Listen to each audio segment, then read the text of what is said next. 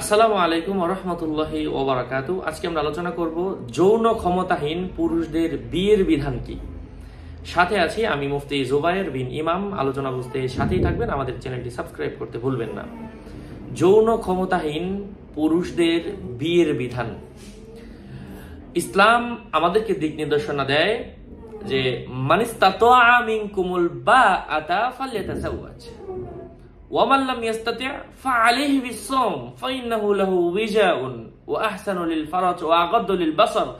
এই জাতীয় কথাগুলা হাদিসের ইবারতের মধ্যে এসেছে। আমি একটু এদিক সেদিক করে বললাম, মানে আগেরটা পরেরটা আগে এভাবে বললাম। যাই হোক, যদি কারো সহবাস করার যোগ্যতা থাকে সে যেন বিয়ে করে। বিয়ে করার মানে আপনি যেমন আপনার চরিত্রকে হেফাজত করবেন, সেও কিন্তু তার চরিত্রকে হেফাজত করতে হবে।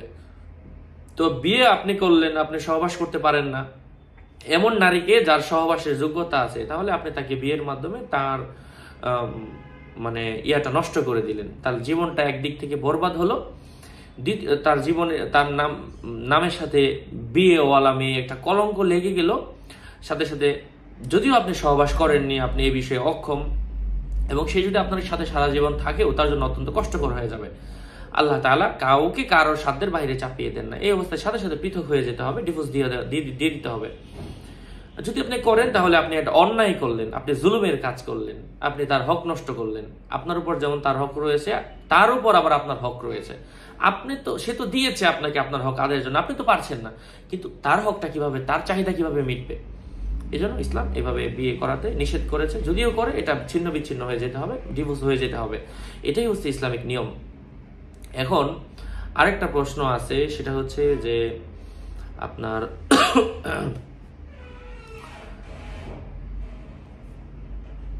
এতটুকুই আশা করছি আপনারা বুঝবেন। এটা মানে ইসলাম চাপিয়ে দেয় না। তো ওই হাদিসের যে অংশটা আরবিটা বলেছিলাম, ওখানে অনেকগুলো অংশ বাকি আছে। যদি কেউ বিয়ে করতে না পারে তো সেক্ষেত্রে সে করবে, কি বলে, সে রোজা মানে যার শারীরিক চাহিদা খুবই বেশি, সে খাবার দিতে পারবে না, তখন সে রোজা রাখবে।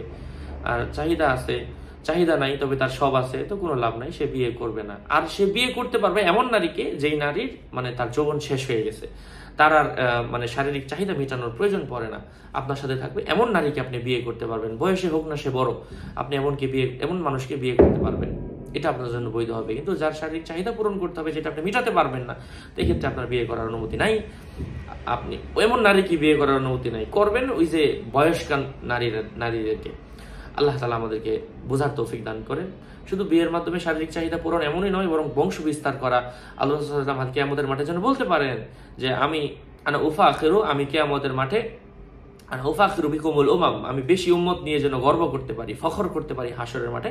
সবচেয়ে বেশি নবীর মানে বেশি উম্মত, বেশি লোক হচ্ছে আমার ধর্মের, অর্থাৎ আমার নবুয়তের অনুসরণ করতেছে অধিকাংশ মানুষ, মানে আমার অনুসরণ করতেছে অধিকাংশ মানুষ।